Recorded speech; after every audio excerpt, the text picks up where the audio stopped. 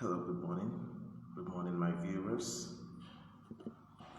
Okay, we are live right now.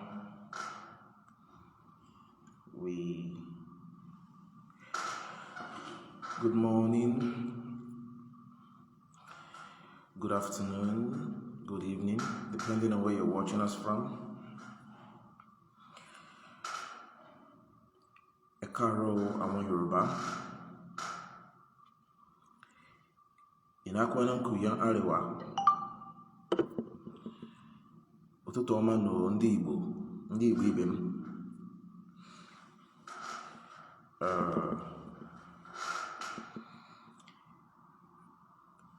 We've talked about this live session for some time now, and we want to really discuss some issues of national importance. Yes, some issues of national importance. We want to discuss the Obidati Project 2023. The Obidati Project 2023. And please, if you're here, just give me a sign, show me a sign that you're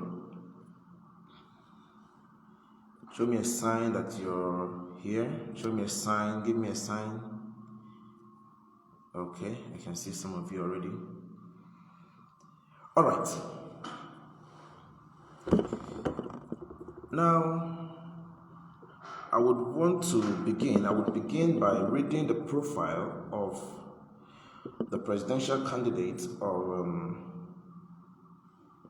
the the Labour Party. I'll begin by reading out the profile of the presidential candidate of the Labour Party.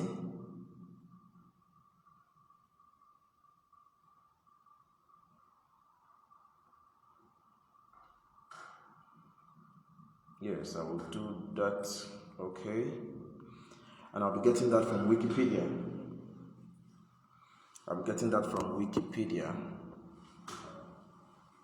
Just 1 second, please.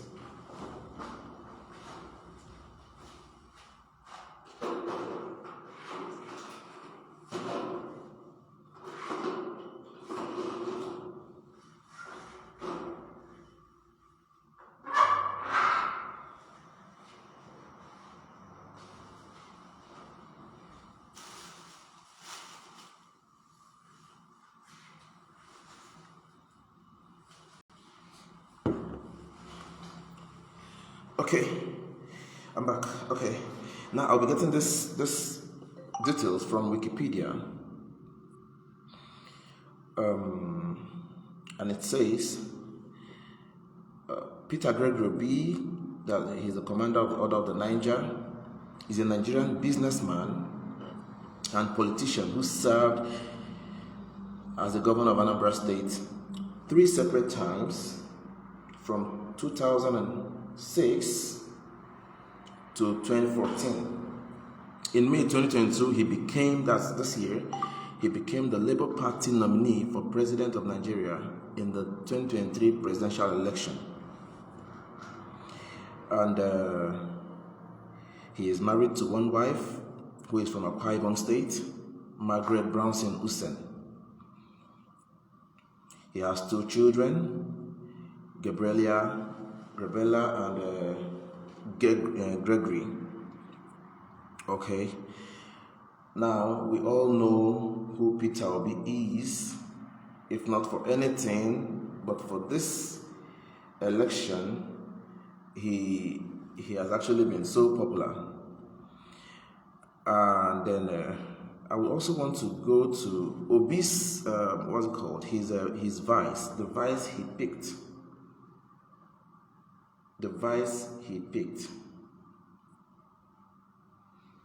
Want to know who the vice he picked is?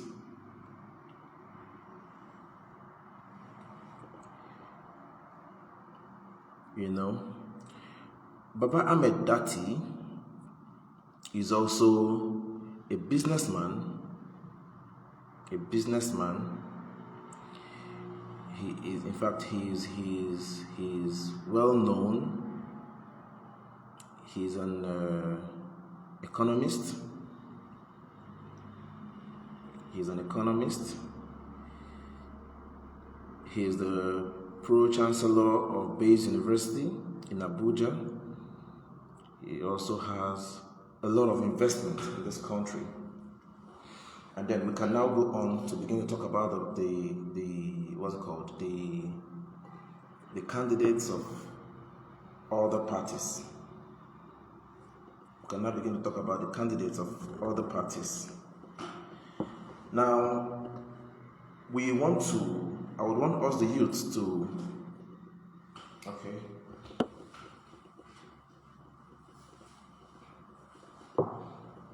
I would want the youth to sit down and address and look at this critically. We've had a lot of people who have been coming out to tell us all sort of things about Peter Obi, since he showed interest in running for the position of the president of this great country.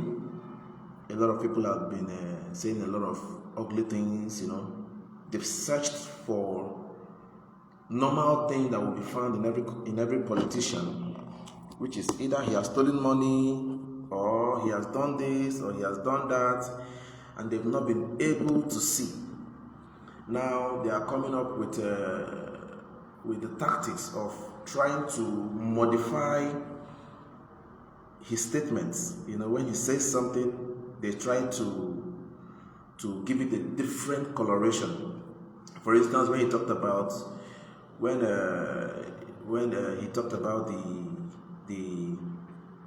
he gave an analogy of pilots of Nigerians giving drivers the plane, as in the plane now representing the nation, allowing drivers to pilot a plane instead of allowing pilots to pilot the plane. People like Reno Mokri came up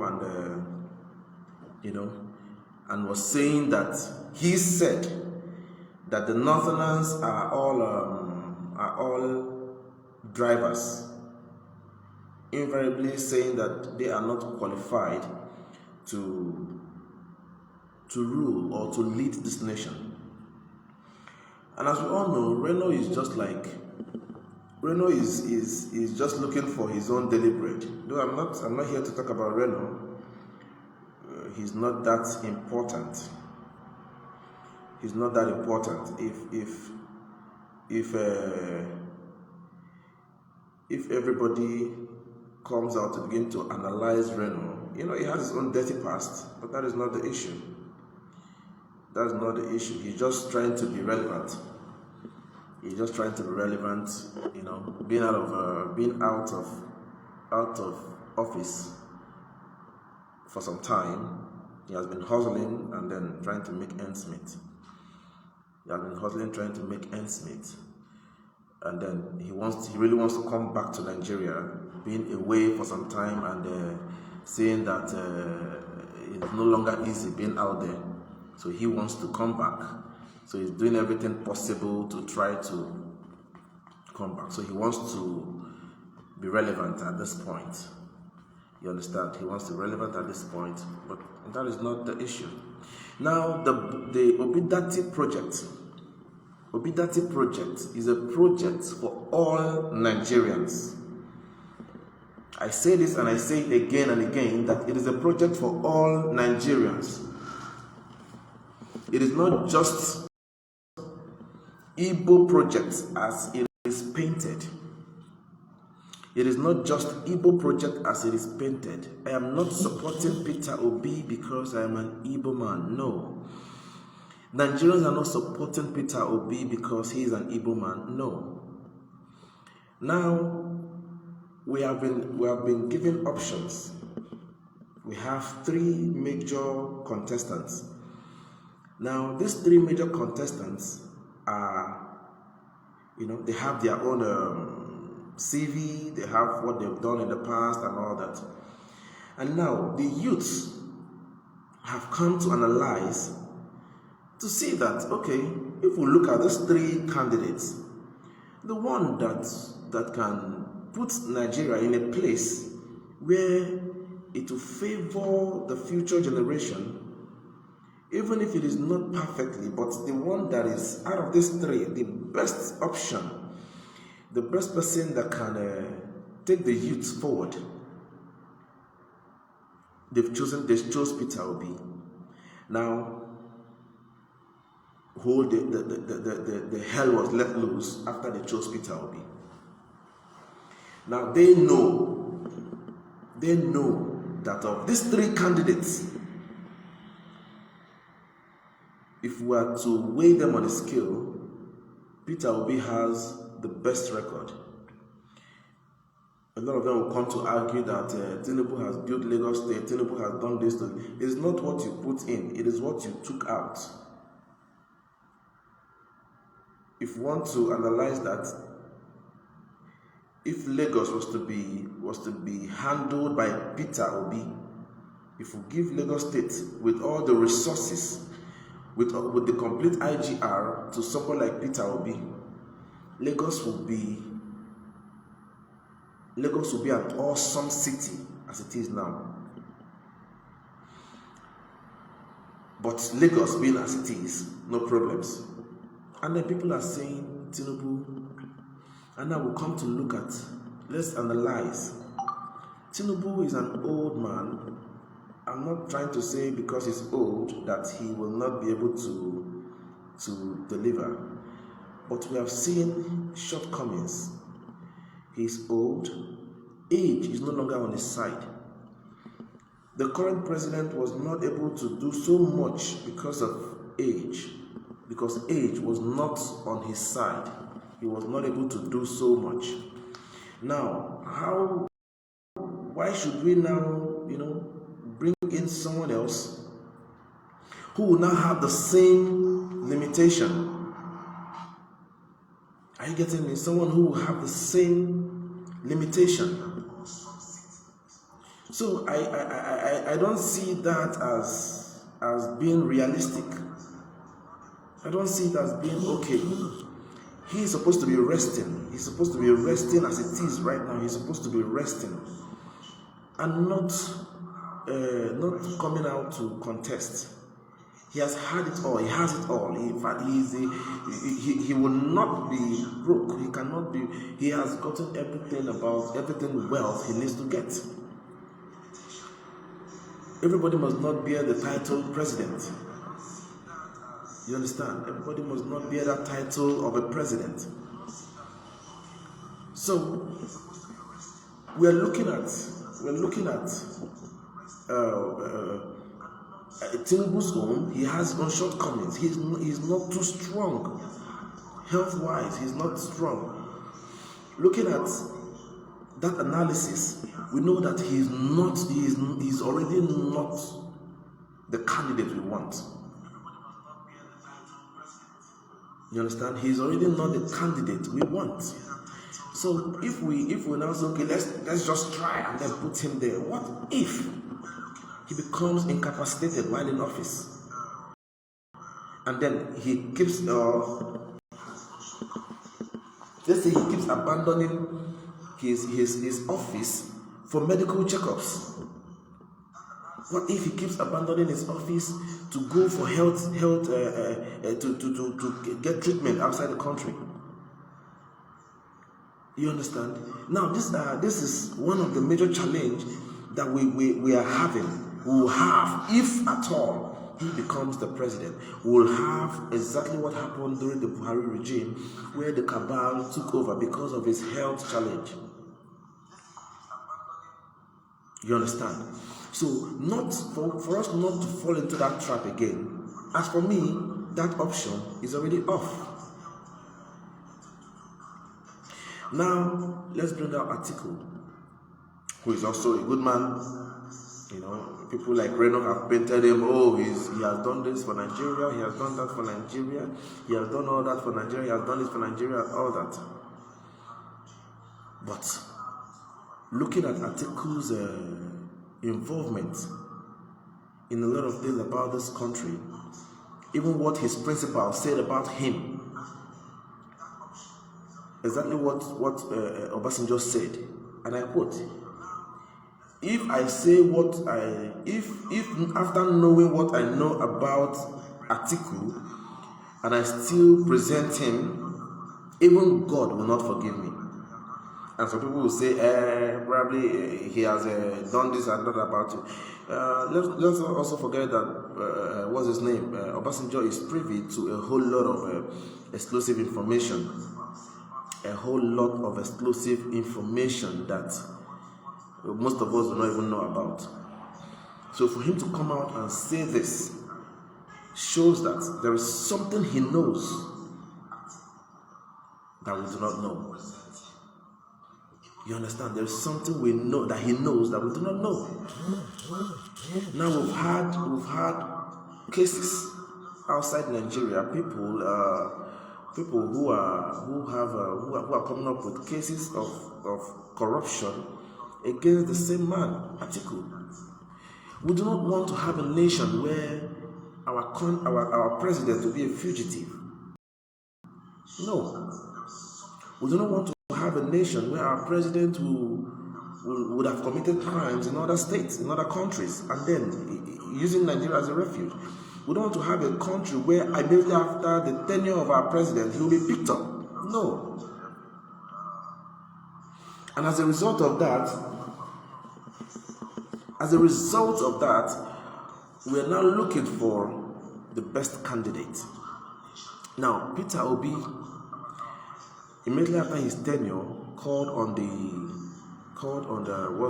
the EFCC and the ICPC to come and probe him.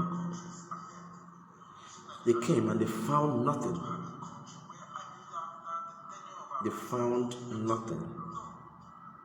Now, this is the kind of person we want. This is the kind of person we want. Now we're looking at competence.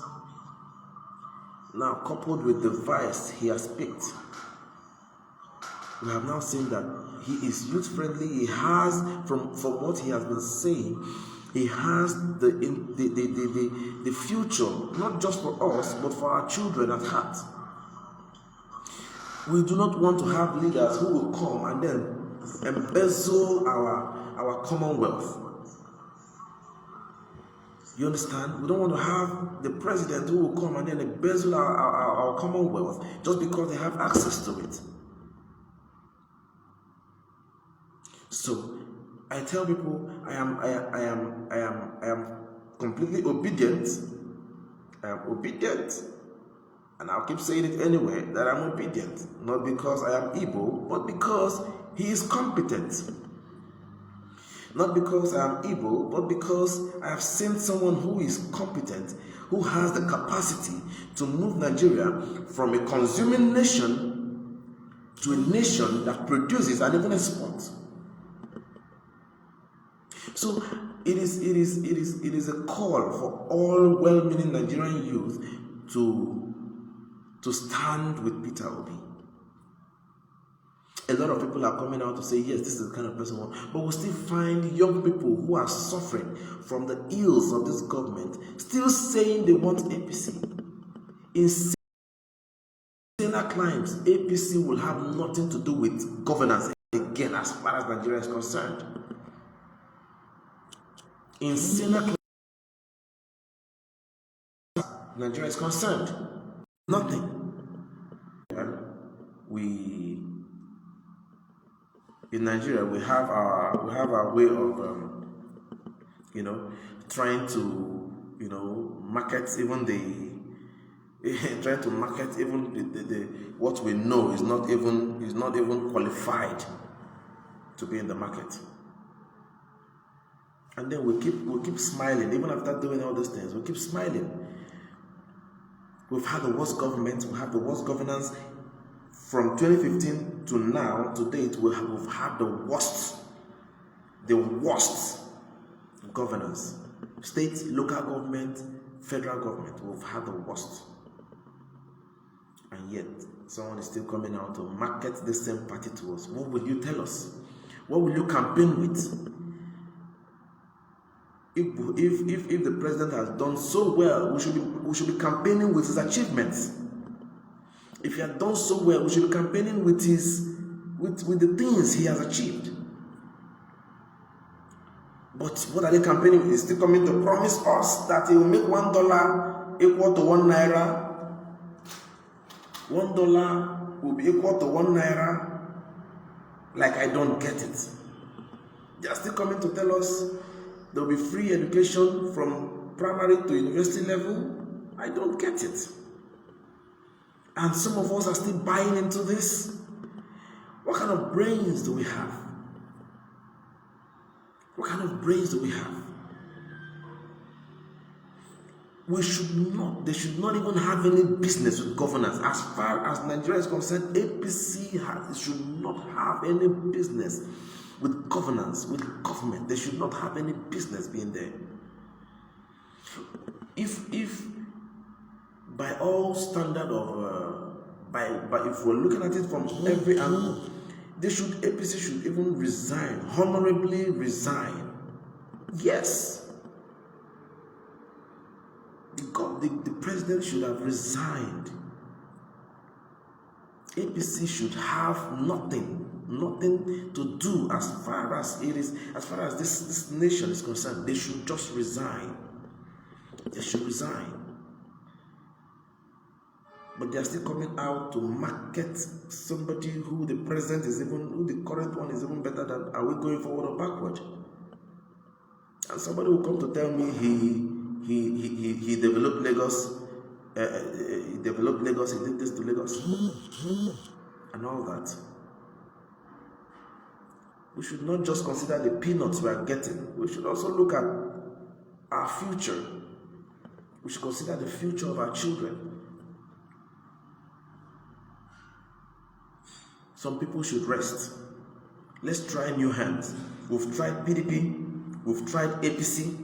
They have failed us woefully. They have failed us. Nothing stops us. Nothing should stop us from trying some other people. It is not just APC. It is not just PDP.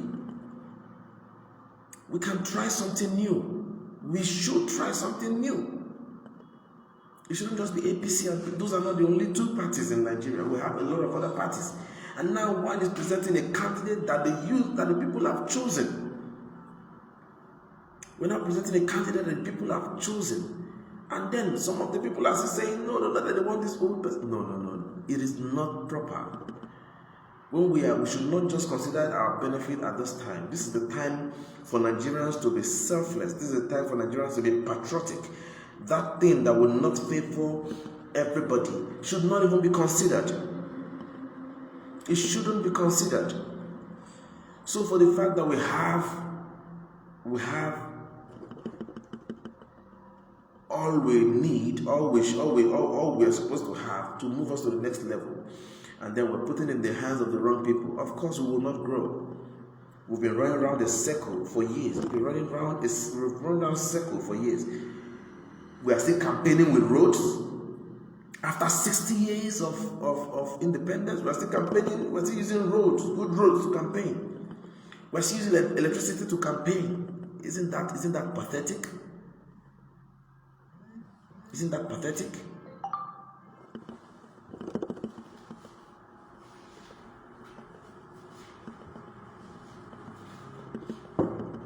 Isn't that pathetic? That we are still using road to campaign. We are still using power to campaign. Why? These are things that we're supposed to have. We've had a lot of people who have died as a result of lack of basic amenities. You've been in power for 16 years. You cannot even equip a particular hospital that you say, okay, as a president, once you're sick, you can go there and be treated. No. Once you're sick, because you have access to taxpayers' fund, you fly out of the country to a country where sane people are leading. You go there, you get treatment, you come back, you destroy our own, and then we still come out to campaign for you.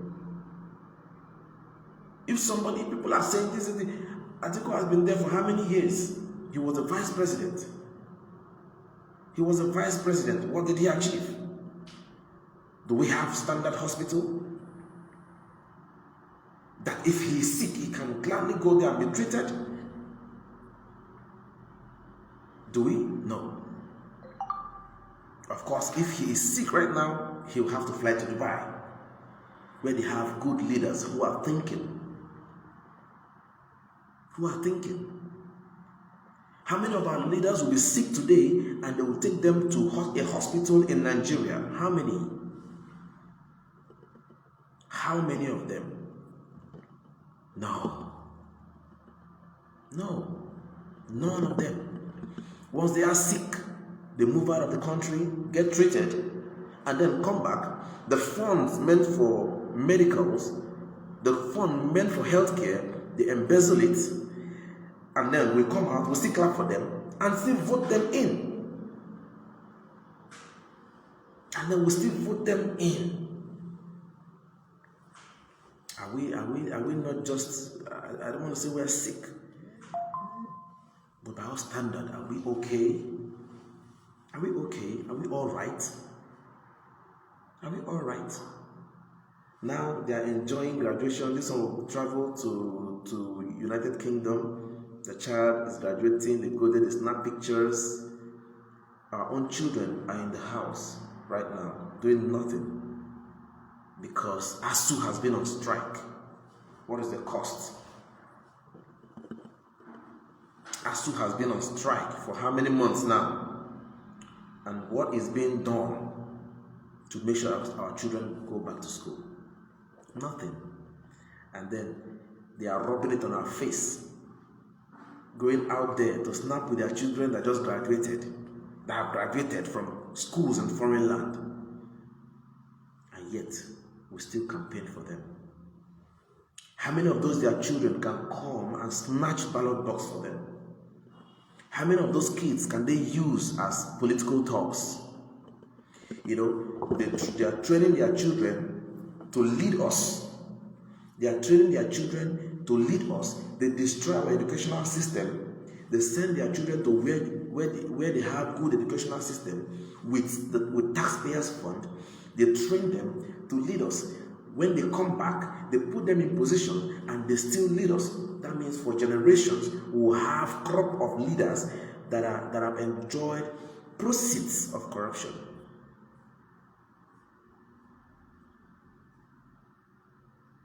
And then we are still happy, you know, that we have people leading us, and we still campaign for these folks. And we're still campaigning for these folks. No.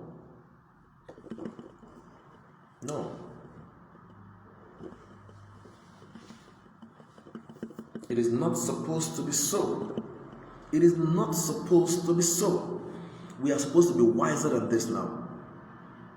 We are supposed to be by far wiser than this. We're supposed to have passed this level. But we're still here, struggling, campaigning for this person who has looted us. When it happened in the Bible, where they said, who should really release, Jesus or Barabbas? The people chose Barabbas to be released. After that, did they stop Barabbas from committing the crimes he committed before? No. We've had a government that have had soft spot for terrorism. Soft spot for terrorism. If we want to start rating, where are we going to rate APC? In which section, in which sector are we going to say, yes, these people have performed, let's give this to them? Power sector, have they performed? Are we giving it to them? Educational sector, have they performed? Are we giving it to them? Health sector, have they performed? Are we giving it to them? Security-wise, have they performed? Are we giving it to them? The banking sector, the financial sector, in which sector now are we going to come out and say, yes, APC have done well, this party have done well, that they can continue with this foundation that they've laid, that they've done so well now? We wouldn't want to lose them. They can continue. Name the sector. Name the sector. In the fight against corruption, have they done well? These are now things we should come out to analyze. Bringing back PDP as what? Bringing back PDP as what? Now, let me tell you something. Believe it or not, let me now make a point clear. If peradventure PDP wins this election, quote me anywhere, mark this thing I'm saying now, those people in APC will gladly decamp to PDP. They will gladly decamp to PDP and continue where they stopped from. But do you know that if we bring in Labour Party, it will be difficult for these folks to decamp to Labour Party? Do you know that? Let's base this on the principles that we are saying, okay, this is the party we want, this is the party we are bringing in. If we eventually bring in Labour Party, it will be difficult. It will be difficult for PDP, for members of PDP or APC to decamp to Labour Party. Thereby, it will give us now the opportunity to raise up new breed of politicians. New breed of politicians. Imagine Tinubu decamping to Labour Party. Imagine Atiku decamping to Labour Party. No, imagine it. Imagine Amechi decamping to Labour Party. Imagine Ngige. You understand? Imagine Ngige. Imagine a lot of these people decamping to Labour Party. Imagine one person decamping to Labour Party, which is almost impossible because the party will not support their values, their principles. So they will not. All they have to do right now is to fight the party. Using who? You and I. To fight the Labour Party. It is not because they love us. No. No. It is not because they love us.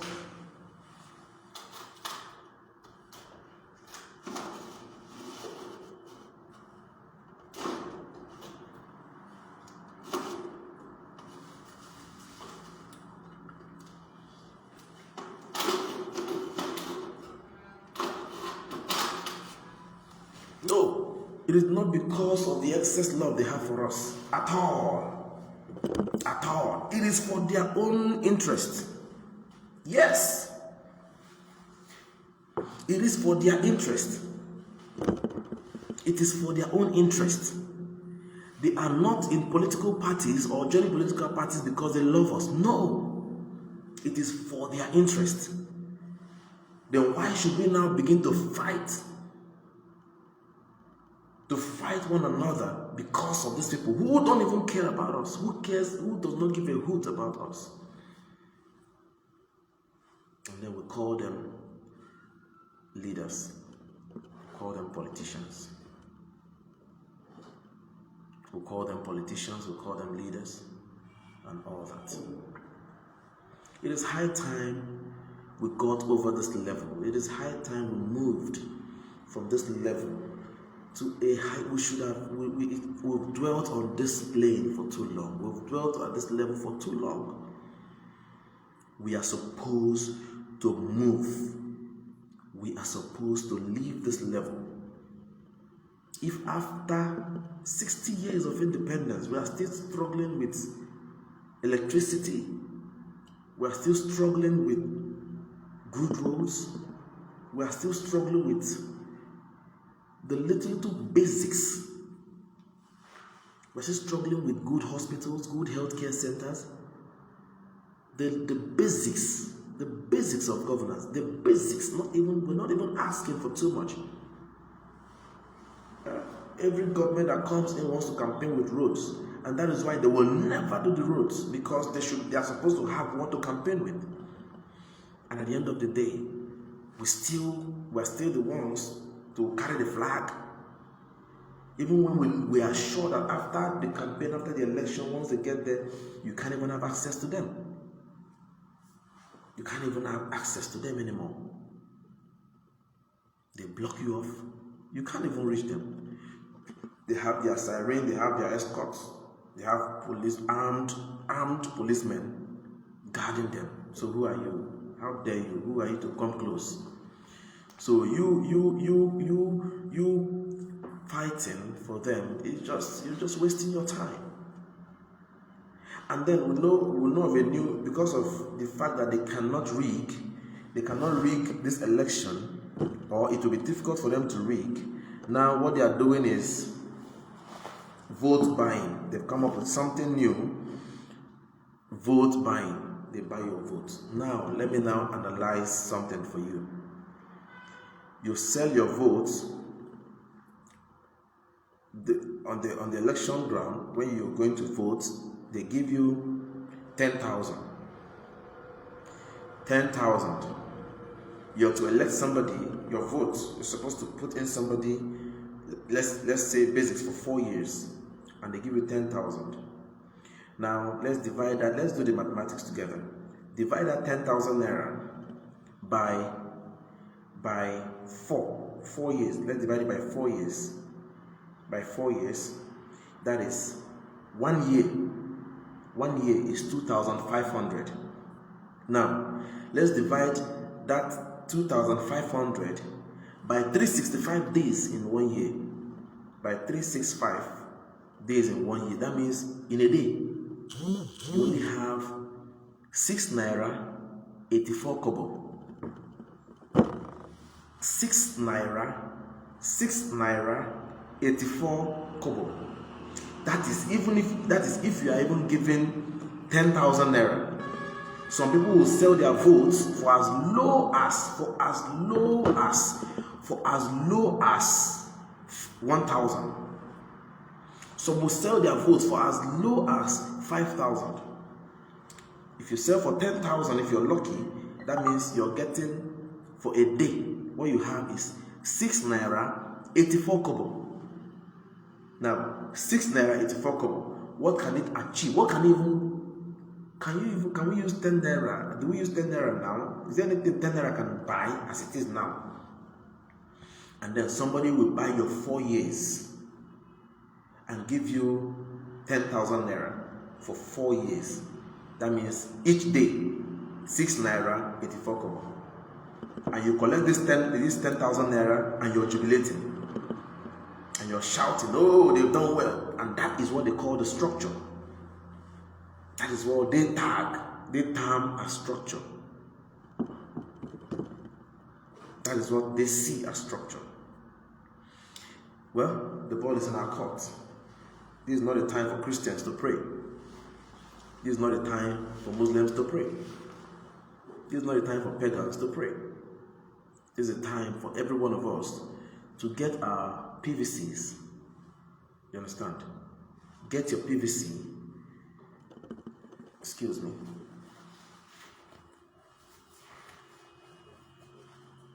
This is a time for you to get your PVC and do that voting. Vote the right person. Do not look at tribe. Do not look at religion. Vote the right person. Vote for competence. Vote for integrity. Vote for accountability. That is what matters. Somebody we can hold accountable. If you have taken money from any politician to vote for that person, I have no right whatsoever to complain. I have no right to complain, and that is why they've not been accountable all the while. Imagine people buying presidential form for 100 million. And then they'll still come to say Nigeria is broke. If Nigeria is broke, why are they struggling to be there? Why are they struggling to be there? Now somebody who is spending over 20 billion, 30 billion for election, what are you expecting? Somebody who will now buy the votes, spend 100 billion buying votes, and you expect him to come and work for you. He has paid you off already. That means you've taken your own portion, he has paid you off. He has given you your own share. You've taken your 10,000 naira for the next year, and you have no right whatsoever. You have no moral justification to come out and complain. You've taken your share. So when people who did not collect are complaining, you do not have any right to say anything. You just have to watch, because you're part of the problem. With that 10,000 naira, it can only last you maximum a day, if it will be up to a day. And after that, what next? What happens? What happens? We should be wiser than this. We should be far, far wiser than this. We should be wiser than this. We have gone past the stage. Is there anything we've not seen? Is there any level of hardship or any level of suffering that we've not seen? No. So nobody should come up with this, I'm coming to. No. We want to see somebody who will. So you cannot force people to. If people don't want you, you cannot force yourself on them. You cannot come out to say you want people to vote for you, and you're paying them to vote for you. Why are you inducing the voters? Why are you inducing the voters? Why are you inducing the voters? If you're that good, people should look for you to come and lead them. Why are you now, even in the party primary level, you're inducing voters already? That means you're not qualified, you're not competent. You're not qualified. You're not qualified. If this is tagged as corruption, you're coming on a platform, on a foundation of corruption. That means you're not qualified. It shows you're not qualified. So I see no reason why we should worry ourselves over. Now you're talking about same party, same religion tickets, and people are saying, some people are saying it doesn't matter. We had a Christian vice president, and it was like this. Sometimes when they want to do meetings, very, very crucial meetings, they send him somewhere else. He goes, they do the meeting. Now imagine without a Christian in any position around them, what will happen? What will happen? Imagine that platform without a Christian. We have a Christian there, a pastor, and it's like this. Imagine the platform without a Christian. What we are expressing now will be child's play. To be pure child's play. To be pure child's play. What we're experiencing now will be child's play compared to what will be when there is no representative of that particular religion. We cannot be deceived. We can't be deceived. We can't be deceived. I welcome my viewers. I welcome you all. Obidati project is a goal. It's a project for us all. It's a project for Nigeria. It's a project for a better Nigeria. It's a project for a better Nigeria. It's a project for the future of this great nation.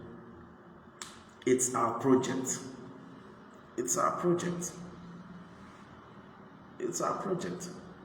So I want to tell all those who are getting their PVC ready just to sell their votes that you are the problem. You are part of the problem. So let's all shun every form of sentiment. Let's bury our biases. Let's keep sentiments aside. And for once, think Nigeria. Let's think Nigeria. We have no other home. We have no other place to call home other than this nation, Nigeria. If it is good, it affects all of us. If it is bad, it affects all of us. A lot of people have lost loved ones to insecurity. A lot of people have lost loved ones to a lot of ills in the society today. We can't continue like this. We can't continue like this. I want to say thank you all for your time. We'll be doing this from time to time. We'll also be talking about this project. It's our project. We'll be talking about this from time to time.